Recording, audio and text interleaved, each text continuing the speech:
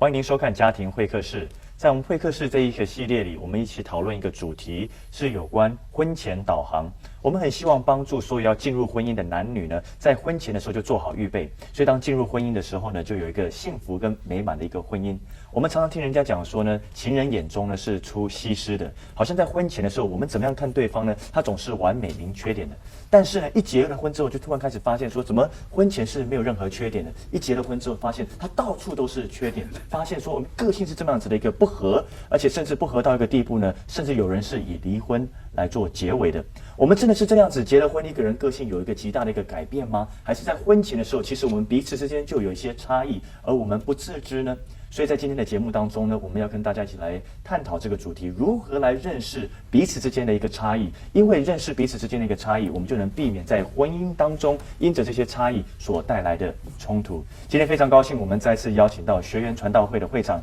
李长安李哥跟冯志美冯姐来到我们节目现场，来跟我们分享，他们都是资深的婚姻辅导。李哥冯姐，欢迎来到我们的节目现场。谢谢黄老师，谢谢黄老师。好了，李哥，我一开始就问你一个问题哈，我们要认识彼此之间的一个差异哈，但是要如何来着手呢？好，我想认识彼此的差异哈，我们要了解这个差异的范围啊，其实分两方面我们需要了解的。是，第一方面是品格上面的差异，这品格差异就譬如说不诚实啦，这个有暴力倾向啊，这个不能够负责任啊，这个不能够信守承诺，这就是品格上面的问题。第二方面呢是性格个性上面或者性向上面的差异，比如说可能做事慢一点啊，或者做事快一点啊，讲话直一点啊，讲话含蓄一点啊，比较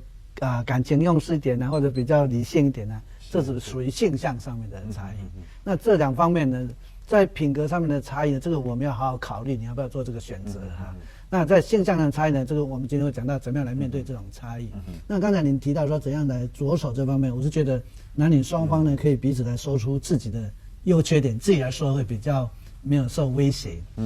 那进一步呢，就会可以请对方，你看看我们在交往当中，你看到我什么缺点没有？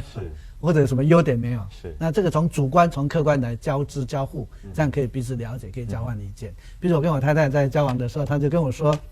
李长安你小心哦，我是不会做家事的，我不会煮饭的。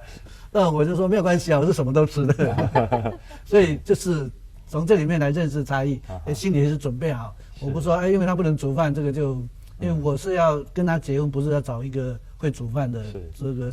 像是佣人之类的，不是这个意思，这个样的一个选择。所以这个对我来讲，我学习来接纳。那我觉得，对，我想我在这边可以再一次提醒哈，这本书叫《婚前准备完全手册》。那这本书哈，我觉得真的是能够帮助你们想要进入婚姻的年轻人来在这里面得到很多的一些提醒。像在116面哈，这里就有一个表格，那就是让准新人或者如果你们已经很认真的在交往，你们可以从116面的这个表格里面来了解彼此的性向。我觉得这个性向是需要了解，是需要接纳的。这里面没有所谓优点与缺点，但是刚刚长安提到的这个品格的这个部分哈，那可能是比较更重要，我们不要妥协的。但是至于说这个性格方面，我们是需要接纳的。譬如说在这里你们可以来了解彼此其中一个人是不是比较中规中矩，另外一个人比较随性一个人比较这个按部就班，另外一个是比较有创意的，比较这个想象力丰富的。通常这是一个互补或者你是比较坚持己见，而对方是比较有弹性的或者你是比较主动，而对方是比较被动有的人比较工作取向，有的人比较人际导向，有的人比较悲观，有的人比较乐观性子急，或者这个比较是慢半拍的，好交际，或者是比较退缩的，在人际关系上面比较富有同情心，或者你是比较冷漠，比较果断，或者是犹豫不决。一个人他比较紧张，比较得失心重，另外一个人可能比较轻松，比较无所谓。其实这都是很好的互补没有所谓的对与错，而就是不同而已。这个跟真理是无关的另外一个人比较有自信心，另外一个人比较缺乏安全感一个人比较对人严厉，对自己严厉另外一个人是对别人对自己都比较恩慈，比较有弹性好，那或者一个人是比较理想主义另外一个人比较脚踏实地一个人比较喜欢主导，另外一个人是喜欢等候指令的。你看这两个人配得多好啊！一个比较感情丰富，一个比较理性，一个比较爱说话，另外一个比较沉默。那这样的不同哈，我们可以在这个量表上面来写，你是在2呢，还是在9呢？你是在0呢，还是在10呢？或者你是比较介于中间，我是4，或者我是6。你从0到10，给自己来打一个分数，看我在这样的一个特质上面，我是比较偏哪一方面。那你也把你认为对方的他比较偏的那个方向也把它画下来。我想这样是一个很好的彼此在个性上面的了解。那这个如果在婚前我们就能够清楚的话，是最理想的。是，所以刚刚李哥谈到的就是说，很多要来了解彼此之间的一个差异，是用彼此的一个分享由自己来表达，是一个很好的一个方式。那冯姐意思说，我们这是正式的测试，有一个测验，而且就是非常精准，有数据的。有就是一个一个来一步一步来走下来那就是说，那如果人已经开始发现说，那我们之间就是有一些的不同，那我们要如何来看待这些的不同？因为对很多人来讲，这些不同呢会造成他们极大的一个冲突那我们如何来看待彼此之间的一个不同，甚至让这个不同呢对婚姻是一个帮助，而不是一个伤害这样的？是的，我想起初上帝造男造女，就是讲到说亚当独居不好，造一个配偶帮助他，所以基本上是帮助的，不是互相冲突拆毁。是。所以这种差异的存在，基本上面是一个上帝的一个杰作，是能够彼此互补的。就好像说一个人看的一个角度是有限的，两个人看的角度就可能360度都可以看得清楚。所以两个人会看得比一个人看得清楚。所以基本上面这是一个互补的，是好的。所以我们千万不要拒绝这种差异。你看说你跟我不同，你怎么这么感性，不像我这么理性？你怎么这么情绪多端，跟你在一起真没意思。其实呢，跟情绪有变化的人在一起才有意思，才有变化。指的是我，这样才有变化。所以基本上面我们不要拒绝这种差异性，我们要欣赏这种差异本来就是对我有好处的，对我可以补足我的不足的地方。比如说我太太她在数学上、数字上面她很有概念的，我对数字上面是完全没有概念，所以永远不知道我们有没有存款，我家里剩下多少钱我都不知道，我只知道说今天有饭吃就可以了。因为我以前小的时候呢，就只要想到下一餐有饭吃就可以了，不要想到明天的，所以我对数字就没有概念。这样的对我一个好处就是它就可以帮助我在我们家里面这个数字方面呢，尤其就由他来管，我就可以放轻松，不会有很大的压力，有一个人帮助我，所以基本上这是一个互补的。那么有些人觉得说，哎呀，你怎么这么爱说话我不爱说话，那这是很累要听你讲话但是我个人觉得我是比较不爱说话的。如果你在节目上看到，对，可能他的话，如果你算一下数字，可能他会讲的话比我还多但是呢，我是觉得这也是一个互补。那么常常我跟一些听众我的朋友说就是如果没有我太太话多，我就没有话说，因为我很多的资讯、很多资料都是我太太告诉我的。内政部提供的。内政部提供的，所以这是可以彼此互补，而且这是看得更全面一点，基本上面呢对我们是有好处的。所以我们从一个角度来看，说差异其实是一种的帮助其实它不是一件不好的一件事情，它甚至是加分的，它不是来减分的那我想说，一般的人比较困难的就是说，他希望说别人是跟他一样的，所以说当我看到说你跟我不一样的时候，我会想尽办法去改变你你如果不跟我一样的话，我会非常的痛苦你为什么这么多话？我一定要想办法让你真的是不讲话所以当我们想办法去改变对方的时候，我们带来许多的冲突，带来许多的不愉快如何来去避免这样的事情呢？我记得这个功课是在我还没有进入婚姻以前，我就非常清楚的学到的一个功课。所以我觉得在婚前如果能够学这个功课是最好那这个就是从长安向我求婚的那一天开始就是20多年前。那他向我求婚的那天，我就说好，我答应你但是那天回到家里，其实我就开始在盘算一套计划。什么计划呢？就是对这个男人的改造计划。那我是很忠于对你知道圣经说那个男人独居不好，我要为他造一个配偶帮助他，对不对？所以我想，那我是要帮助他成为一个更好的男人。所以让我想想有哪些地方他需要我帮助他改变的。所以那天晚上我就列了一个单子我真的就把它列下来，哇，长长的一串，所有我认为李长安需要我帮助他改变的地方。然后第二天早上起来，我就把这单子拿出来看，第一项就是我当天的目标。我第一天我就要改变他。那第一项我写的就是坐姿啊，就是我发现他坐的时候有一个我当时认为是毛病啊，现在我认为那是一个习惯。就是一开始还好，但是大概10分钟之后，他就会开始毫不自觉的怎么样抖腿这样子。他一抖腿，我就觉得非常影响我，让我心神不宁啊！怎么这里一直有个东西在那边抖啊？那我们当时约会的场所又经常是在教会里面，所以我们都是先在教会聚会，然后才去约会。那他坐的时候又特别喜欢把脚放在那个。你知道教会里都是长长的一条长板凳，对，他把他的脚放在那个板凳那个长的椅子下面的那条木杠上，所以当他脚放在上面，然后开始抖腿的时候，你知道前面的一排的人真的感觉像地震一样。那我们这一排的人其实他的身体也会颤动，我们这一排的人也会感受到那个震撼力。对。所以我就觉得非常非常不能忍受，我就跟他说：“你下次再抖腿，我就给你打下去。”后来我发现打的这个声音太大了动作也很大，就引起旁人的侧目，所以我就觉得好，我要用更聪明一点的方法，我就改用捏的。对，我想他开始感觉到怎么坐在我旁边是这么紧张的一件事，那这才是第一天哦。我不晓得常安那时候心里有没有想说，这个不像你求婚还好，怎么一求完婚就2个人关系陷入紧张。隔天呢，我看那个单子上面的第2项叫做餐桌礼仪。坐有坐相，吃要有吃相。那长安家里，他常常说11个兄弟姐妹，所以吃饭的时候就是饭菜不够吃，所以我公公每天都说吃慢一点，吃慢一点，少吃一点，少吃一点，吃太多。对，每当后面的人，对，每当我公公这样说的时候，长安跟他的兄弟姐妹就吃得更快更起劲了，所以他吃饭的速度是很快的，那相对的就发出比较大的声音，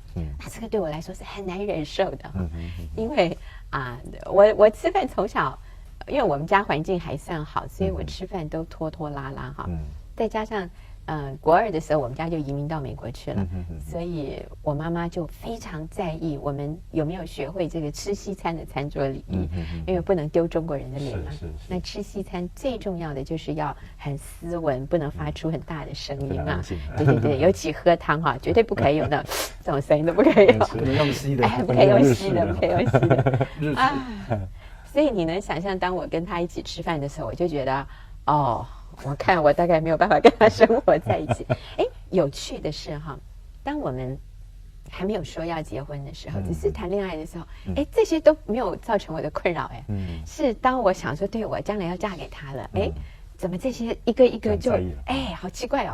所以呢，在我答应要嫁给他之后的2星期我就决定我不能嫁给他了，我后悔了，我要跟他解除婚约这样子。所以那天早上，其实我也在想，今天长安来的时候，我要用什么委婉的方式告诉他说，我后悔了，我不要嫁给你了。那其实这个时候，上帝在我的心里也在跟我对话。上帝就让我看到说，其实一开始我愿意嫁给他，是因为他带给我安全感。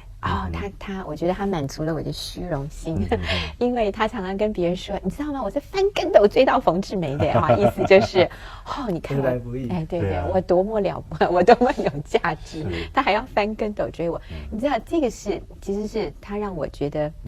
我很重要，我很有价值，他满足了我的所谓的虚荣心然后他给我安全感。那今天他有一些事情让我不甚满意的时候，我就爱不下去了。这个根本不是爱这个我用这样的态度下去，我遇到任何男孩子最后大概都会差不多，因为每一个男人都有他一系列的所谓的跟我不一样的，我看为缺点的，其实叫特点所以那天早上我就跟上帝投降，我说上帝，我没办法我发现在我里面我根本不懂什么叫做爱，请你把这个爱放到我的里面。所以那天早上上帝正在垂听祷告，8点钟长安来我住的地方按门铃，让我打开门一看，哎呀，怎么在我面前是这样英俊潇洒，令我倾倒的男士哈？那时候头发没有 set 但是以前穿衣服是随便搭配，穿大花格子，所以他一看我就头昏脑胀。他那天早上啊，上面是白色、深蓝色大格子的衬衫，可是下面配的是咖啡色和土黄色大格子的西装裤啊，那个都是他是90年代的那种衣服，因为他很多衣服都是一些牧师穿不下送给他的，所以他就这样出现。可是我那天却发现他非常非常的吸引我。那这个是20多年前的那一天，我学会了这个面对差异最重要的那个功课。是，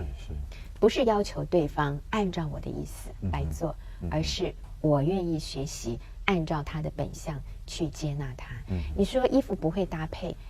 这个跟品格无关，这个跟真理无关。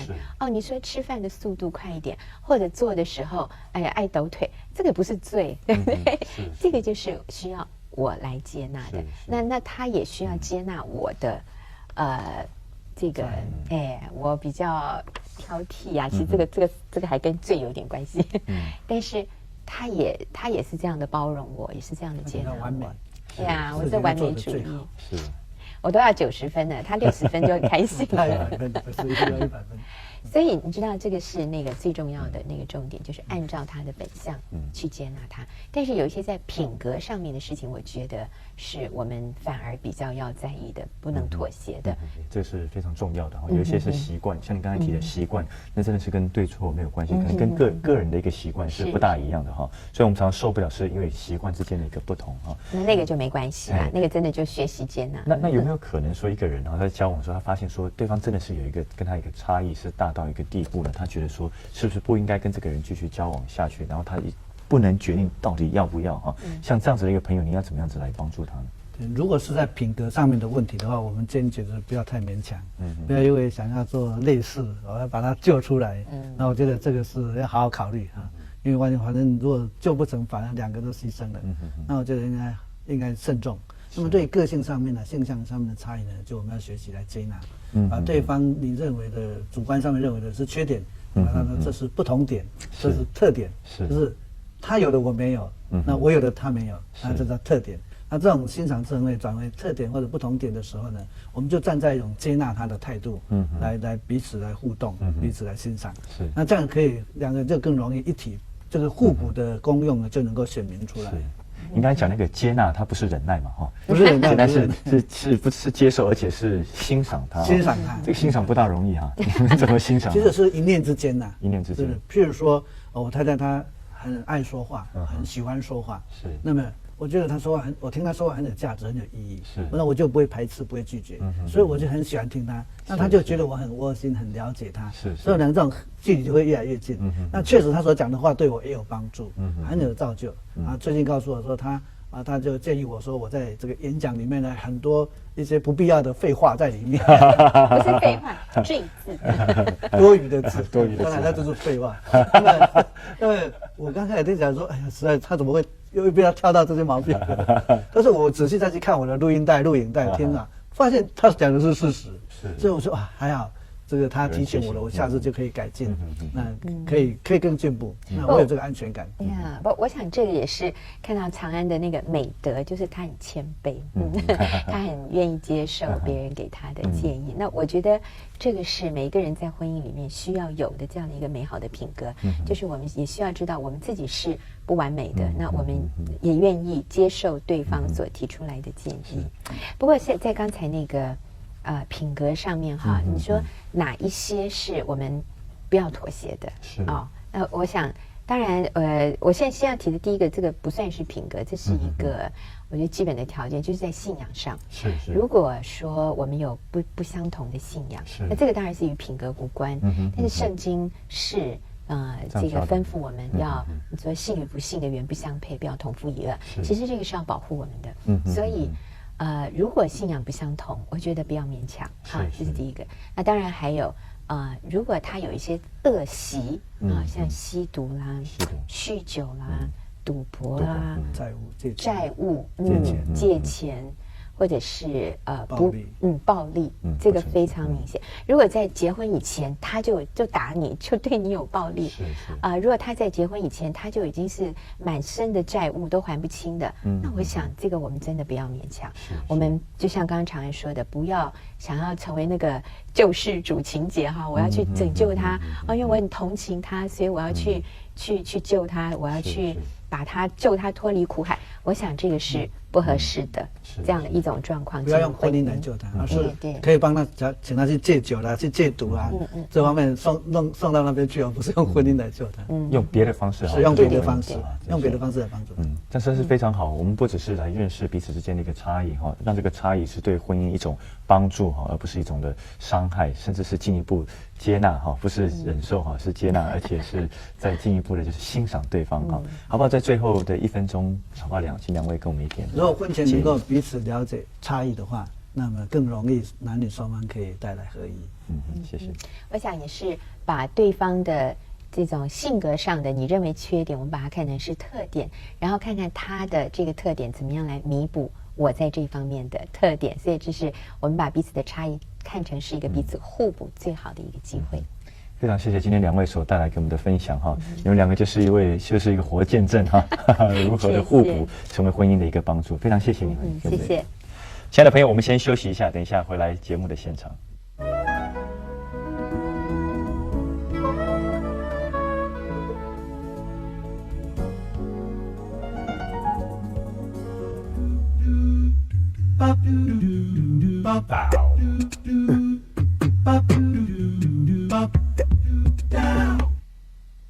这里有爱，有爱是你的天堂，要接纳付出，是真实的期望。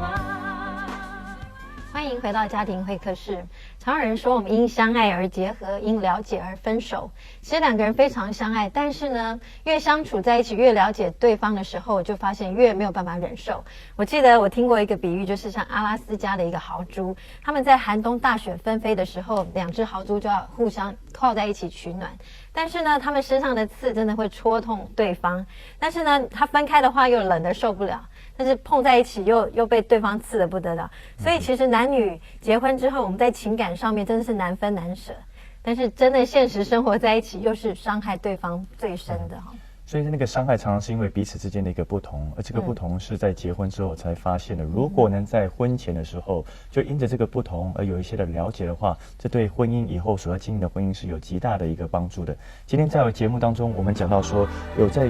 彼此之间那个相异之间呢，有一个叫做品格之间的不同，另外一个是个性的不同。这品格的不同呢是比较困难的一点。当你发现说对方跟你实在是有很不同的一个品格的时候，你真的需要三思而行，真的是好好的思考一下，你是不是真的要进入这样子的一个婚姻哈？那很多人会认为说呢，这个品格不同呢，虽然他这个品格他可能是